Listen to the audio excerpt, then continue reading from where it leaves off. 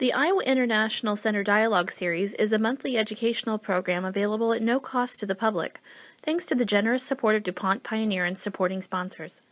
Dialogue events and videos offer a unique opportunity for our community to engage in and learn from important cultural conversations with international experts, and to draw on and highlight the extensive knowledge these individuals bring to our schools, workplaces, and community. For more information about the Dialogue Series and the Iowa International Center, please visit www.iowainternationalcenter.org.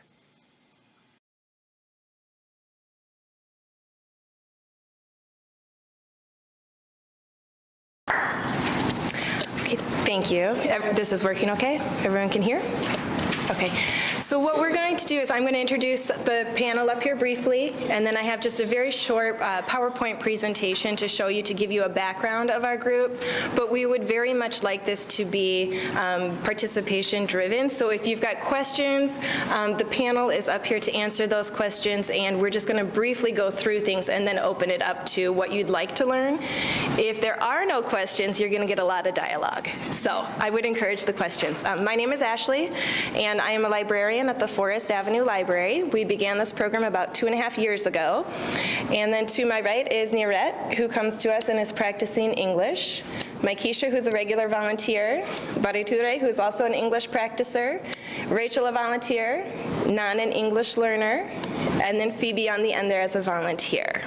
And I'm going to give them a bit more opportunity to explain who they are and why they come to our group. But first, I want to give you an overview of what this program looks like.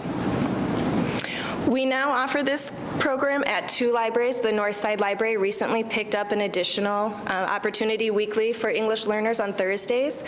The photos that you're going to see are just from the Forest Avenue Library, but we're hoping that this opportunity expands.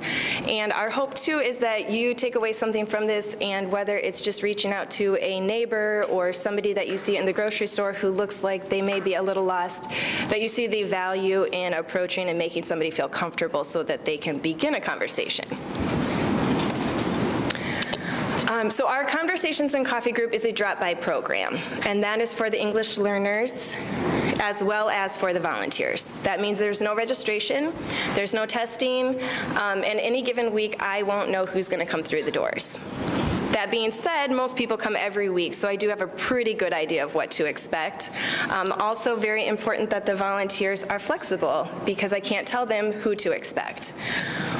We do it in a drop-by fashion because I do think it takes some of the hurdles out. You know, if there was a registration or a testing or an obligation that you must attend weekly, I think people who could benefit from the few times that they can come may not come at all, and we want to remove that hurdle. So we always do it as a drop-by. 25 to 35 people come each week, and the opportunities are encouraged to be an oral, you know, a conversation, but also written and reading. We also work on those skills.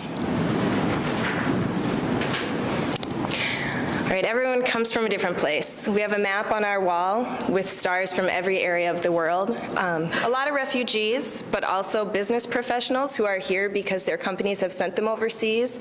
So we have people who may not have had an opportunity for formal education in their home country, who may not be literate in their native language, but we also have people who come through and are wanting help studying for the GMAT.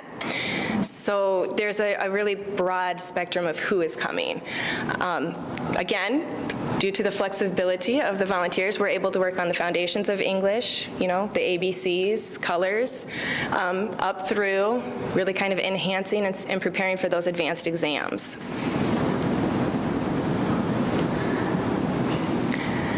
Like I said, we have people from all over the world. So a challenge, though I don't see it as a huge one, is just how do we incorporate everyone's perspectives, and how do we encourage people to share who they are and find value in doing that. We've had everything from Kung Fu demonstrations to Japanese fabric tie-dyeing demonstrations. We applaud everyone's successes, whether it's a promotion at work or a citizenship exam. Let's see here. Oh, the most important thing, I believe, is just building a sense of community. So we want everybody to feel like they bring value to our group. Whether it be, I guess, a special skill or a song, we value that, and everyone receives a lot of applause in our group. And I do think it's that sense of encouragement, right, that builds confidence and allows people to expand on that and share with us what they do need from our group. But before they can share what they need, I think they need to know that it's a comfortable place to do that. There really isn't any volunteer training. So I'll say one more time, flexibility is key. That being said, you know, the seasoned volunteers, and Phoebe is one that I will pair up with a lot of our new volunteers. She has come from the very first session. New volunteers, if we can, if there's enough volunteers and the participation is at the right ratio, I will have new volunteers sit with a seasoned volunteer. Otherwise, I just do my best to pair them up with an English learner who has the ability to at least express what they'd like to get out of this conversation. A lot of knowledge is passed between people, but it's not just volunteers, although that is critical. Our English learners teach us so much, and I have had numerous volunteers say that they believe they truly get more out of this program than the English learner, which is something to be said, considering I think they also get something out of this, which they'll share with you here in a moment. As I said, some people come in with really specific goals. The couple that's sitting on the right slide over there was studying for a citizenship exam. They're both now citizens of this country. Other people, you know, are studying for the GED. They might be studying, like I said, for the GMAT. They have really specific goals. They've got a study guide, or they take a formal English class and they bring in that homework, that workbook, and they have a set goal of what they'd like to work on. But that's not the case for everybody. Some people just come in because they really like that environment where they feel welcomed. It can be isolating when you're relocated to a country you didn't necessarily ask to be a part of the culture, but you're relocated here. You've got to learn a new language. You've got to learn how the school system works. And some people who are sent here, you know, never learned how to navigate a school system in their native country, and now we're asking them to do that in a new language, in a new school system. So, you know, this environment, this comfort level of I've got a place to go where I'm welcome and where everyone's going to smile, I think that is what draws a lot of people in every week. So that is a very brief overview of our group, but I would like to pass the mic now to each person who is here on the panel, and each person brings a unique perspective. I guess what I'll have you consider is just state your name and where you're from. It would be interesting for us to know how long you've lived in the United States, the three of you who are here. And then if you would just share a little bit about why you come to the program or what you get out of this. Hi, my name is Nora. I'm from Africa in South Sudan. I was been here for 15 years in America. The first when I came, I just stay home with my kids because, you know, I try to go to school, daycare. It's very difficult to me. First of all, when I came, I just went to Denmark to learn the English because English is second language to me. When I came, I went to go to school every day. My difficulties when I went to school, because in Africa over there, when the war came, we never go to school. The women over there, especially girls, they never go to school. When they go to school, when the war came, they just, the parent, the girl, they leave they told the girl, you have to stay home, no school. When I came here, English is very difficult to me. I try my best to go, but I have a problem with listening English. When I got that program, I was so happy because I see the English speaker speak to me every day, and then I see the way they speak, the way I just see their mouths just go. And then I was so happy because I was struggled to learn the English, especially history in America, because I never learn, I never go to school. I was stuck there. When I go to that program, I was so happy to learn things more because they helped me to reading, they helped me the math, they helped me a lot of things. And I was very happy because, you know, that program, it helped pull. And I see everything, especially the community. You know, I was so happy. Even I told my my community too, because we have other program. It's going to help us, especially the refugees, because a lot of people right now, you guys, you don't know. We stay in Des Moines for many years. Some of them, they stay like 20 years. They don't know nothing. That's the first time to me, and I come to this program. I never see it. Maybe God, sent me to that program to learn things. Because my community right now, they don't know nothing. And I encourage you, we need to come together, especially women. We need to help each other in the world we left behind. So especially us, the people who came in different countries, it's difficult for us. We need help, especially the migrant, they need help. The people who come in different countries, they need help. We stay home, we don't know nothing. Just go to work and take care for kids. We don't know nothing. We need help. So when I got that program, I was so happy. I learned English, I learned everything. Thank you. And right now, I'm studying GED. They help me for the GED because I don't have high school diploma. And then the DMAC told me, you have to get your high school diploma. I just came back because I learned a lot of things. I don't know anything like history, science, everything. Right now, I just came to Forest Avenue, Forest Library. They helped me with that program. And there is another lady back there. She works in library, Forest Library. Right there, yeah. Sometimes I ask her for the other book to learn. Then she told me you can go and learn the children's book to learn the language. I would say, okay, I want to come down. I don't want to rush because I don't want to fall down like a tree, I need, I need to start at the beginning, to learn. Yeah, thank you. Okay. Thank you.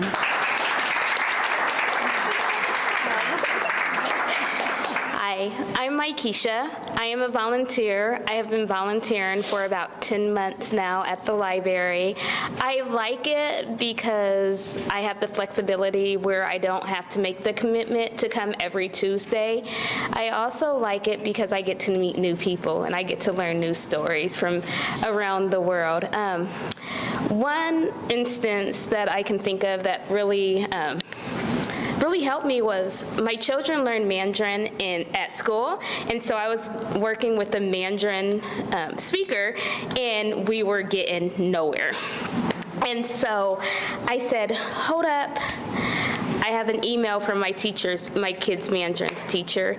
So I opened up the email, and it said, what the word was in Mandarin, what it was in English, and I was able to work with that. And we got a long way. Hi, bye, days of the week, what the weather was like, and that was really amazing just to have that connection. But I learned that when I work with with the English learners, encouragement is a lot.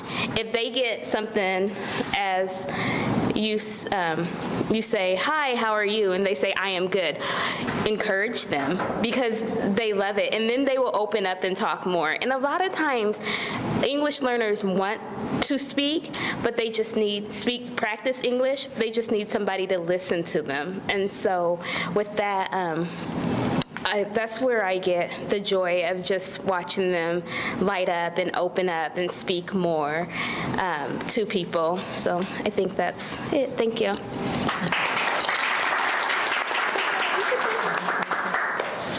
Hi, everyone. My name is Bariture. I'm from Nigeria. I've been in United States in America, and I over here about 16 years now. Like my sister, she said, to go to school is very difficult, yet it is. When you get married, you can't have fun like you haven't before. It's like they pull you back. Because sometimes you wear a mini skirt, a short skirt, but when you're married, maybe your husband don't want that. And you have to listen to him because he paid, like kind of buy you to him. And if you don't listen, maybe the marriage is not going well. So you do what he said. So when I get married, my husband met me at elementary school, primary 6, Nigeria. So we are both Nigeria. So we come back here and I speak to beautiful lady and young man in America.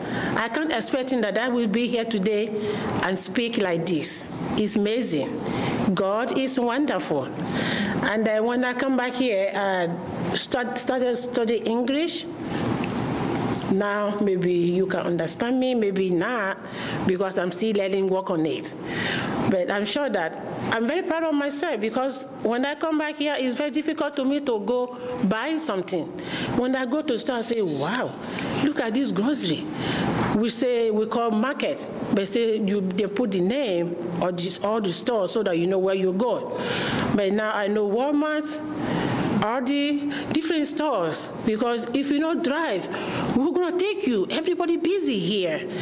So now I know how to drive. I say, am I driving car?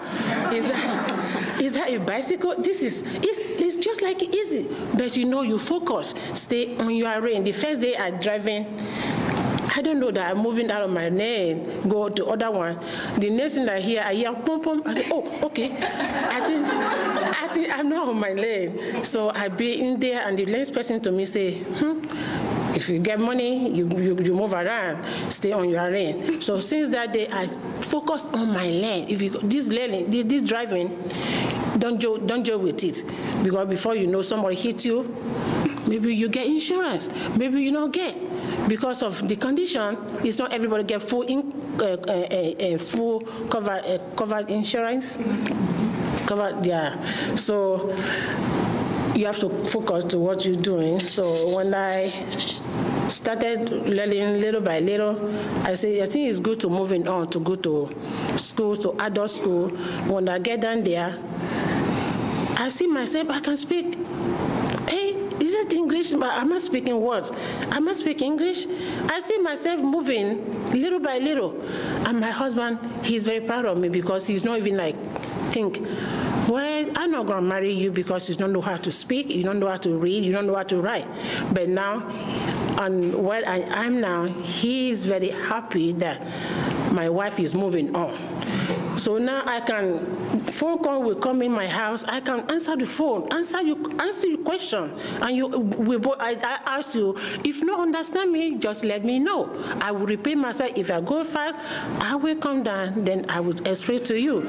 And they say, yes, you're doing fine, I understand you did. I say, oh, okay, I'm doing it. So from there, I met my sister in the library for like 4 months, 5 months now, and she's doing good. She handled the library. It's very good. And I speak more than I speak before, and I study more than I studied before. I can pronounce a lot of things, but it's not that I try. I'm not going to quit, because when you get married and I get 6 kids. If I don't tell you, you can't believe, you can't know that, oh, I get 6, but I'm still looking good. So I'm still studying, I'm not dropping till I get what I want. Because it's not all the time when the mail come into my house, I give it to my husband. What day did I learn to read my mail? It's very difficult. Sometimes when you pronounce something, it's very, you don't understand, then you just drop it. And my children, they are helping me when I come to library. I read, I learn more and more. And my country, where I come from, well, from the beginning, you started English and second language. And when people see me, they say, are you finished the college? I say, no. I say, why?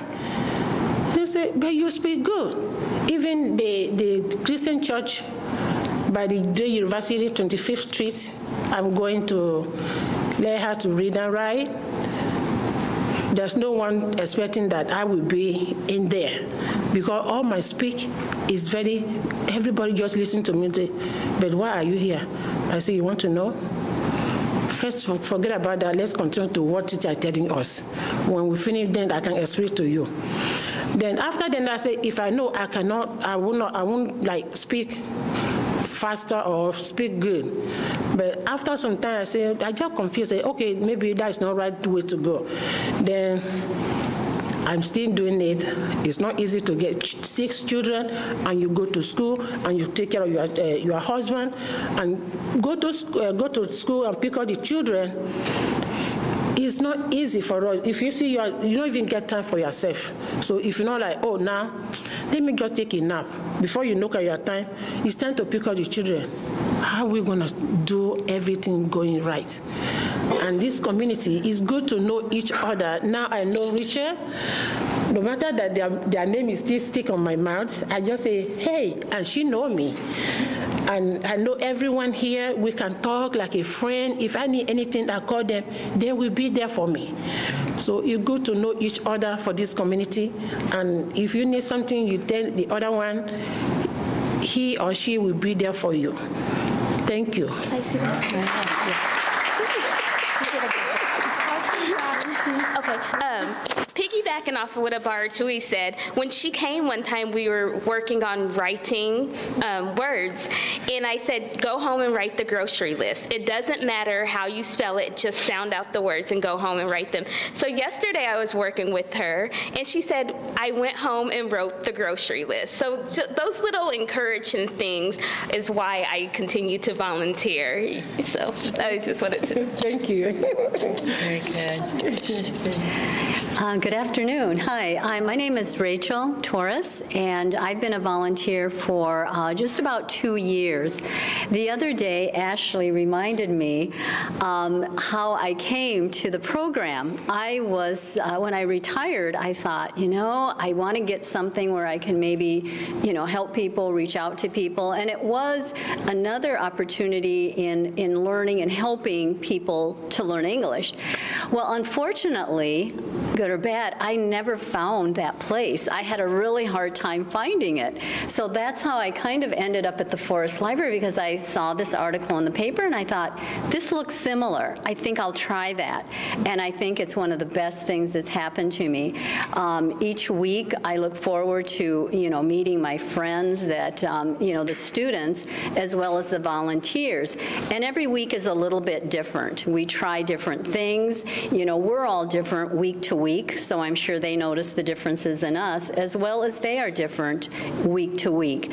And some of the things that I can think of, you know, that I've also learned, one of the biggest things that I often think of is just patience and that real communication, because many times when someone speaks and they might have an accent or they might speak differently than I do or that we do, you know, we're the ones that, I mean, I'm learning, we're the ones that have to do a little bit of an adjustment, and we really have to listen with your ears as well as with your heart.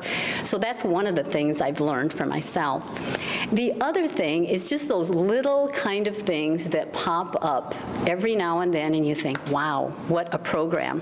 One day, Phoebe and I were doing a lesson, the second lesson that we do of the program with a smaller group, and one of the gentlemen who works at Walmart, we were talking about debit and credit. That was, I don't know how that came up. And then he goes, oh, the light bulb kind of went off in his head a little bit. And we had written the debit and credit on the board. And he goes, well, I have a question and something to share. He said, I work at Walmart, as you know, and no wonder my customers were looking at me kind of strange, kind of funny, when I would say, would that be a credit or a debt? And just that little kind of difference in debt and debit, that we have so many words that sound alike. And he was thrilled to know and to walk out that, you know, a better way to say that is debit and credit. So can you imagine his customers, and he didn't know, he thought that was the right thing. So those kind of things come up every now and then, or sometimes every week, where you think, I can really help these people, I can help my students, the English learners, but I know that they are also helping me. So it's a great program. Ashley's a great leader, and it's just a lot of fun. So thank you for this opportunity to share those experiences with you. Thank you. Good afternoon, everybody. My name is Yang Mai. I am from Vietnam. I was a refugee. I have learned English in 2 years at the Forest Library. My classmates and I love this English class very much because all the teachers have good experience how to teach us. 2 years ago, I could not speak English, but now I can travel to visit my children in California without help. I can go to see my family doctor alone. I wish everybody to be successful. Thank you, everybody. I thank you, my teacher, to teach me.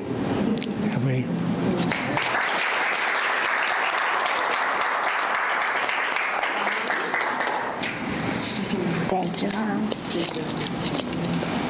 My name is Phoebe, and I started with Ashley's program at, I think, the very first meeting where we had Ashley, three volunteers. 2 English learners. And since then, it has really grown to where Ashley said 20 to 30 people a week. A few years ago, I was in a supermarket at the courtesy counter, and there was another woman there who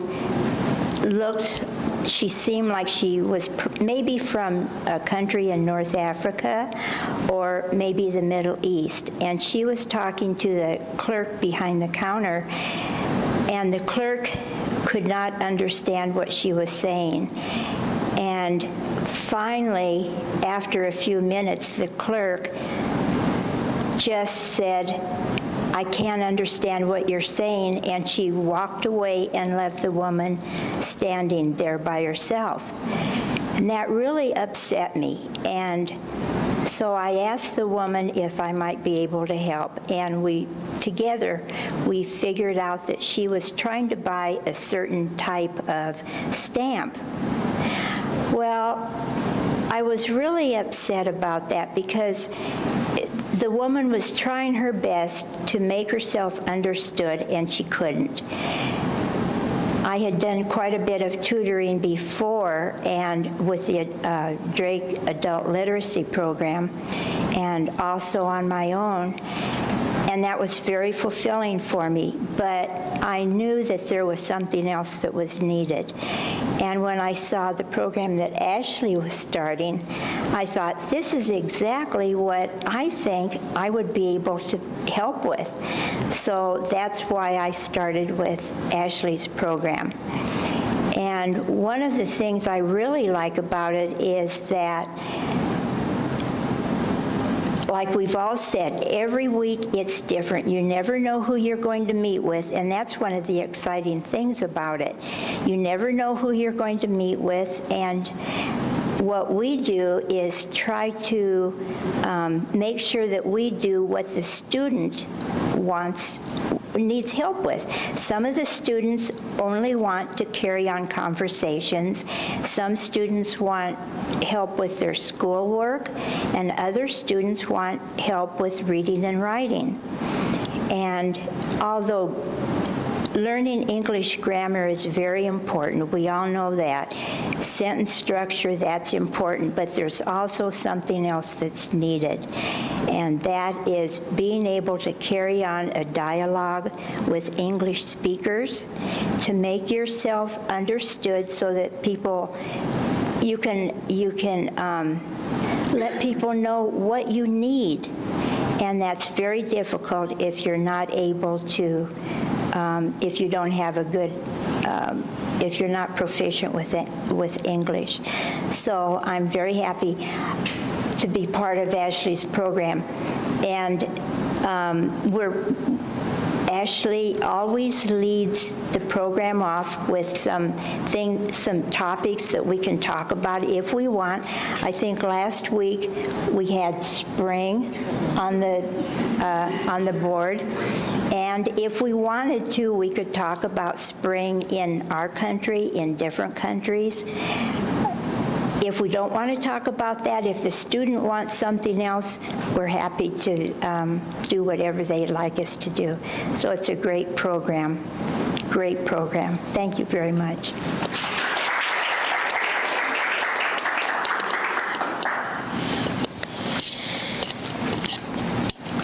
Okay, So as I said, I'd like this to be a very interactive presentation. Does anybody have any questions? And it could be directed at somebody here, and it can be about our program, but I also think it's really beneficial to hear about, I guess for me in particular, it's beneficial to hear from the English learners what their challenges are. I think it's sometimes hard for us to even put ourselves in their shoes. So if you have a particular question about their background in their home country, or what the transition was like to come here, or if you have questions, if you're considering doing something like this for an organization or just in your community, we're happy to answer those questions too. But it would be nice if somebody does have questions that we can kind of steer it toward what you'd like to learn. Sure. How do that English learners learn about the program? Okay, the question was, how do English learners learn about the program? And I do reach out to DMAC, has a really, they have a really extensive a formal English class throughout Des Moines. So I email the DMAC English teachers, and I email them our flyers, because a lot of students who are in our group do take a formal English class, but you're talking about one teacher to 25, 30 students, and they're from different countries. And while there are leveled classes, there are, believe it or not, unleveled classes where people from all levels can be sitting with one teacher. So I think they're very happy to hear that there is something like this going on, because a lot of students will say, I need help, I need additional help, or I want to practice speaking English more than learning the grammar, more than a workbook. I want something more, and then the teachers are thrilled to be able to say, there's an opportunity for you. So we do a lot with that. And I will say, with the refugee and immigrant community, word of mouth. Right? So they're going to have a good experience, and the next week they're going to bring a friend in. So I would say it kind of goes both ways. I reach out to formal English classes and let them know about our group, but also word of mouth within the communities themselves. And I apologize if I don't pronounce your name. It took us a long time. Yep, that's fine. Could you tell us about your experience in passing the driver's license written and driving test? Thank you for asking that. I will answer you. Well, the first time we come here, I see by the people driving, I never imagined that I can drive in one day. This is unbelievable. Then it's like scary when car is going. It's like going to hit me. I say, why you do that? Don't you see it's too close? I say, no, you are in your car. And like I say, if you stay your lane, you're not going to hit, no more trouble. So the day before I take the driver license, the permit, we take the, I cannot speak like this. And now I can speak, and you ask me a question, and I answer you. So that day, we take that, get home. I said, what am I going to say? The first day we get down there, they say, I can't speak English, so I want to drive. So we take the book, we take it home. And my children, they just show me the sign, where to go, where to park, where to turn, where to not turn. So I follow that, go over and over and over and over. They always be there with me. So I say, no, I can do this, but I'm not very sure. So I say, okay, let's go. They say, you cannot go there without driving. And my husband, he's very scared to teach me how to drive. So I always stay home when he come back to work.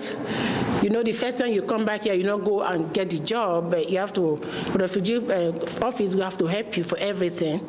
So we stayed in on 23rd Street by Dre University here. That's where we live. So we stay here about 3 years. So we get out of there and find where they help us to stay. So when we over there, when my husband come back to work, I say, Beth, you are driving. Why don't you want your wife to drive? Where do you think I'm going? You see, you're tired, and you have to take a nap. Then I need to go to shopping and buy you for everything. Then I cook soup. Say, don't worry, it's not the time yet. I'm here for about 4 years, 5 years. It's not the time yet. What time did I try? Please, can you help me? He never say, I will take you. Then one of my uncle from Nigeria, I call him, say, how you gonna help me about to drive? Because now I know all to park, where to not park. How am I going to drive? Can you take me to park? He say, you can't drive into park. I say, where we can go and drive? He say, burial ground. I say, whoa, burial ground? Oh, cemetery. It's cemetery. Cemetery. Cemetery. Oh, now you know cemetery. Okay. Okay, that's what I'm talking about, right? Yeah. Now I know that there is cemetery. So when I say now I think I say very good cemetery. Yes. Yeah. So you can take me down there and we learn how to drive. I say, okay. Then the first day I sit down in the car, he start to drive me, say, see what I'm driving. Then I follow him, how he's driving. I sit down in the car about 1 hour, and he say, what time you gonna get up there and sit down here and drive? I say, but it's not here. I say, yes, get up. We here to teach you how to drive. I say, okay. I sit down, hold the steering, and he tell me, if you turn, the car will turn. But if you keep straight, the car will straight. Just look on the between, when you turn, it's like this. When you keep it straight, it's going straight. Keep it like that. I say, okay. Then I push the boom. I say, when am I going to do this? I say, come down. Yeah, I know you can do it. You are a very strong woman. I know you can do it. I say, thank you. Then I sit down, and we keep going. Say, don't go fast. You see all these things here, you see people where then the cemetery there where they keep it them. If you hit one of those things, you have to pay for it. I say, God, help me. Why you bring me here? I'm so shaken. I say, God, help me. Okay, I want to do this. I don't want to hit nobody where they already passed away. They're not alive anymore. So I keep frustrated and driving the car. Keep my hand little by little, not too fast. Little by little, about 2 hours. Whoa, is that me driving? Then I keep going, and he say, hey, I know it's enter your head now. Calm down, don't go so fast. I say, okay. I keep driving. We've been there about 3 hours, 4 hours. My hand is like, is that me driving? Then I say, now can I drive like 25 minutes, speed limit? Say, do you see any sign that say 25 minutes driving? I say, no. Say, okay, driving slow. Then we finish that day. The other day we come, the day he at work, after work, I call him, are you coming? He say, yes. And that was Saturday evening. Then we go 2-3 days like that. I can drive. It's fun to drive. But like I say, stay on your lane. So I driving, and he said, wow, you're driving like a man. I said, why you say that? And he said, my hand is very strong. I've never slowed down. I don't know why. And he said, you have to slow down. If you pass the speed limit and then see you pay the ticket. I said, oh, okay. Then I come down, I try to come down, but when you look around, like we driving, when you look around and you look at the time, you keep vroom, then you slow down again. So after that, you say, okay, now you can drive on the road when we go home today. Then I'm driving on the road. That is the day they're home for me. Because I stay on my lane, go over here. I don't know. I hear pum pum. Then I bring in myself inside my lane. I say, oh my God, I think that is me. I say, I'm telling you to stay on your lane. Then I'm driving home. Then I like to drive. Then we go for the test. And when I go to the test again, I follow all the signs. Because we explain to them, I can't speak English. I can't speak good English. Do you hear me? Okay, I can't speak good English, so then tell the officer that she can't speak, so they will interpret for me. You know, one of my uncle tell me, don't worry, I'm here for you, you know. No matter that he cheating, you know, sometimes he say, okay, this is not right. And you have to go over there and say, no, don't go there. He go here. I say, okay, 2 days. One day I don't get it. The second day I get it right. So that's what I drive. When I'm over there in Nigeria, I driving bicycle. That's what I say. God is amazing. God is amazing. That I've been here driving the car. It's just like I'm dreaming. Yeah, so it's amazing to driving my car, and I pay for my car. That's for a long time now. I'm not working, but I'm fine. I'm driving in my car, and that is what I get my driver license. After permit, I get the driver license. The day we go for prairie parking, right? Prairie parking, after we know how to Parallel drive. parking. Prairie parking. Parallel parking. Okay. Okay, you say. Parallel parking. Yes. Yeah, parallel parking. Good job. Yeah, so the day I go for that one, the lady, we pass everywhere, and she tell me to park. You see this car, you see the space, there's a car go between. Then they're driving over there, bring it back. I said, but it's not good. She try one more. Almost 3 times she gave me a chance to try. You know, some people so nice. She is very nice. So I try, kind of fit. I try not fit. Then I try that one. I say, oh, okay, you're good now. You pass. I say, I'm passed. Say, thank you. Can I give you a hug? Say, yes. Then I hug her. And I say, oh. Then she said, let's go inside and get your passport. Then I go over there, then take a picture. I look, it's very good smile that day. So that is why I get the driver license. Then now I'm able to drive. Good job. Yeah. Are there any other questions? I was going to just ask about, so did you have to take the written test, like did somebody read the questions to you for the written driver's test? Or? Yeah, that's what I said, that somebody just interpret for me in English to them, and then we ask me in my language. Okay. Yeah. So I'm not like reading, writing, and that is what I'm working on now. Sure. Yeah, it's very hard. So when they interpret my language, it's more easier for me to understand where to turn, where to go straight. Sure. Like this downtown, before I'm not in like I can drive in here. Yeah. But now I can go anywhere around this. Yeah. Thank you. Are there any other questions?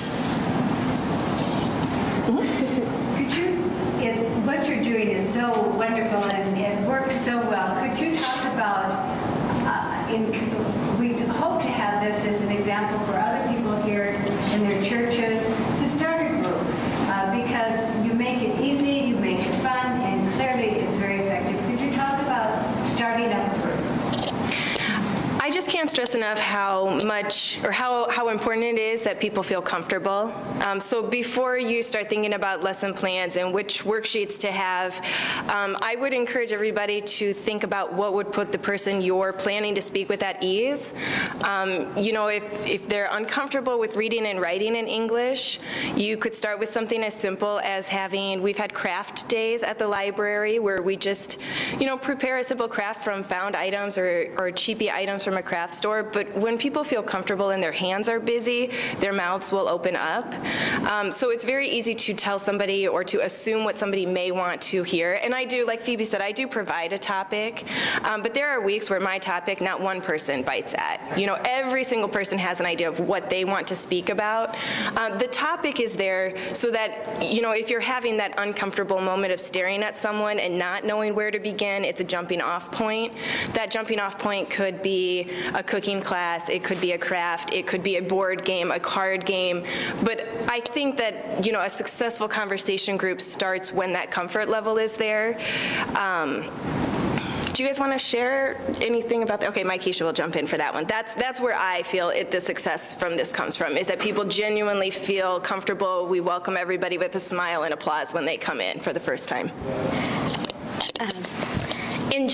I believe that the English learners want somebody to listen to them. I have a neighbor, and every time I talk to her, she gets her daughter to interpret, but she's learning English. So she'd call her daughter, she calls her Buku, and so I'll say, hey, how are you doing today? Did you go to the doctor's? What did the doctor say? And she'll say, Buku. And I said, no, you're going to tell me. And so she told me, like one day she just really told me. So now she talks and she says, I have a doctor's appointment Thursday, and that's what she tells me, or she'll say 2 days, and the words that she doesn't understand, we can kind of work through those. But I just think the ideal of having somebody to listen to them really encourages them. Before she wouldn't say, like, it was high and by, but now she will tell me about her doctor, she'll tell me about her daughter, her son. She would ask me things on her own, but I had to break that comfort level with her going and getting her daughter to interpret, because she's learning English, for her to try to explain it to me herself. So that really worked. I was just going to say, too, that if you were considering doing something like this and you're just not sure where to begin, or you're aware of people in your community or your organization, and you want to begin something like this, the library has a lot of resources that can get you started. So you don't have to make a big investment in, buying resources. At the back, I believe somewhere, there is a resource list. There's only one of those things that costs money, and it's at the very bottom of the list. And I do have some samples with me today if anyone really wants to see what types of materials we use. Shameless plug for the library, though, with the library account. Not only are we allowing people access to picture dictionaries, world atlases, you'd be surprised how many refugees, if you point out where they are from in the world and where they are currently, they've never put those two things together. It's a foreign concept. So they love seeing their home countries in, children's nonfiction books and world atlases. There are grammar books for English learners in every single library here in Des Moines. There's an online pronunciator language learning program. There are English courses through that program for free for 40 different languages, so that they can learn English through a native language. So your library would be a great resource before you want to invest in purchasing resources that you might keep in-house. You can borrow those from us. And like I said, that list is back there. We use, some things to also consider, and it's on that list too, grocery ads, right? Just pulling out the foods that come out of the grocery ads, talking about pricing. I was at Hy-Vee the other day, and a woman who, and I'll give her this, she was very comfortable, and she said, can you read? And she wasn't from this country. And I said, yeah, I can read. And she said, well, can you tell me how much these strawberries cost? And if you think about it, at Hy-Vee, there's all those tags, and there are several things in the case. Well, she didn't know which price to put with that product. And most people, I don't think, would feel comfortable grabbing a stranger and saying, and admitting, I can't read. But she did, but things like that we don't even think about. So looking at grocery store ads, it's a great way to talk about vocabulary, what you're looking for in a store. Everybody loves to talk about food and recipes, tying it back into, have you tried this? What recipes do you use in your country? So there are tons of resources, community organizations that put up flyers, or there's events, talking about those events, how will you get to the event, who's welcome. I mean, you don't have to purchase or invest in much to be able to have these types of conversations. Are there any other questions? I do. Just conceptually, it seems counterintuitive to have something that is so flexible be so effective, in that the volunteers may change on a weekly basis. And they do. The individuals may change. They do too. But the concept does not. And there's a trust with that. Can you speak a little bit about how you think it complements the programs that are happening? Yeah, it's a small miracle every week, really. Yesterday it was cold and it was slippery, and I will say that in the winter our volunteers tend to be more abundant than our English learners for a variety of reasons. Comfort with traveling in winter conditions, walking, bus transportation, standing outside for a bus in the drizzling cold rain is not appealing. However, most volunteers drive. So I think yesterday we had 2 volunteers with several of our English learners, and that's not a bad thing either, right? So having 2 English speakers, they play off of each other. There's a whole nother accent, dialogue, speaking speed that the English learner can listen to. So when I say flexibility, it's things like that. If we have too many volunteers, well, that's a blessing. That's fine, because 2 volunteers can sit with an English learner. And it goes the other way around too. If there's not enough volunteers that week, 2 English learners can easily sit with a volunteer, and a third person in the conversation just enhances it. So when a volunteer comes to our program, that's one of the first things I let them know. Flexibility is key. I cannot tell you week to week what to expect, but somehow it just works out. But there is a lot of faith that goes into that. You know, as the program lead, it's a small bit of panic at 12:30 when I'm looking around and people are still pouring in and I'm trying to call order. But as as people come to the program, I kind of preface it that way, right? This is what it is, but you will always see a friendly face. There will always be a conversation, but it's going to look a little different each week. And I just give the volunteers a lot of credit for that because it hasn't scared them away yet. So, and I will say, you know, I advertise for volunteers on just an online site, volunteermatch.org, and I get a majority of my responses that way. When I started, it was the Des Moines Register, United Way. You know, I kind of put it out there to everybody, but also word of mouth. I mean, these guys are around like-minded friends, so if they enjoy the experience, most volunteers will say, hey, you got to come check out what I do every Tuesday, and they'll bring a friend with them. And there is turnover, and a lot of people will travel seasonally, but they'll let me know, you know, I'm going to be gone for the next 6 weeks. I just had a guy from Iraq come in, and I haven't seen him in a year, and he said, yeah, I've been back in Iraq for a year. Are you still doing the group? You know, so a year later, he is still thinking about this group and knowing that he can stop into the library, and there is no registration. There is no, you know, so there is a comfort in knowing that you can pop by whenever, too. So I think it works in our favor, but I think when you're considering organizing something like that, it can be a very scary concept to not have the control over who's coming, how can I prepare for everything. So, you know, in the room there are ample resources, and every volunteer is primed to know that you may be working with one, you may be working with two. If that's the case, though, we just try to keep levels similar. So, you know, 2 beginners would be together, 2 intermediate speakers together. So other than that, it's a little bit of guesswork every week. Did you guys have anything to add? It made me think of yesterday. I had a new student that I'd never worked with, and I think she told me she only had been there once. So not having worked with her, she also had a 3-year-old little boy, Vincent. And at first I thought, oh, he's just a quiet little child having some cookies, you know. But then, you know, you always know that you've got the option that, you know, you can take them out to the main library so that they can feel comfortable while mother is learning the English. But the main point I wanted to say is that when you get a new student, you really don't, well, they don't know you, you don't know them, but you have to assess, well, are they kind of at the beginning? Where are they? What's going to bring them out? So yesterday I started with a simple little story. And that went, okay, but it didn't go great. And then I tried something else, easier puzzles with some pictures. Well, then that opened the conversation. And that's what really you want to get to. You don't want to be doing the speaking all the time, but they are at first a little tentative with you because they don't know you. And you've got to make that connection. So by the end of the session, I felt better about, you know, hopefully that she had gained something from that experience. So, other questions?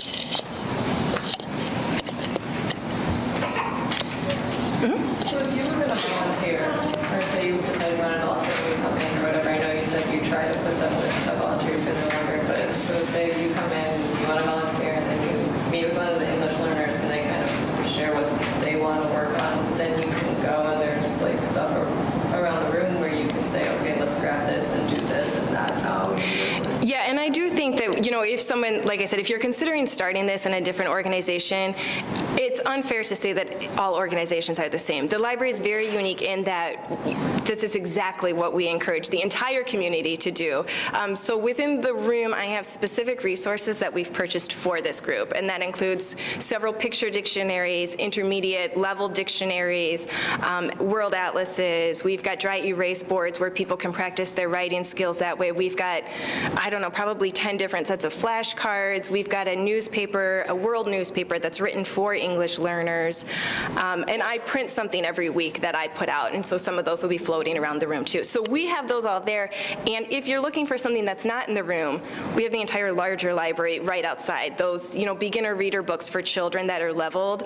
And I just encourage all of the volunteers. Here's another skill that, you know, we may overlook. You know, most of us here would know that if you have a question, you can walk right up to the library desk and say, I'm looking for for this, you'd be surprised how many English learners we work with that will come up and say, I'm sorry, I don't mean to interrupt you, I know you're busy, and they don't understand that that is my job, to drop everything and to help them find things. So I also encourage the volunteers, if you're working with somebody who doesn't have a library card, not that we are, trying to get everyone a library card, but show them the value of walking up to a librarian and how to ask that question. Teach them the right community people to ask those questions. So again, that puts us in a unique place, because if we can't answer something in the room, and there have been, how do you spell laryngitis? What's a past participle?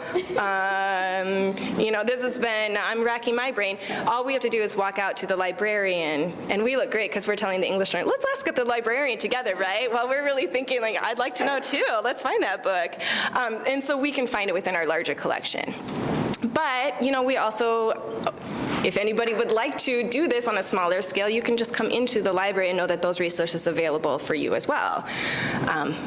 Or check them out from the library, bring them, and I just like to have a wide variety of things so that, as Rachel said, the first thing she tried failed, right? Just go pick another one. And that's what I tell the volunteers too. If you're looking at someone and they're kind of spacing out, it's not going well. Yeah, you can talk to the group next to you, see if they're having a lively conversation. It's absolutely appropriate in our group to say, hey, can we join you? We just kind of hit a wall here. And I encourage people to do that. And I also think that builds a sense of community so that the volunteers know they can rely on each other.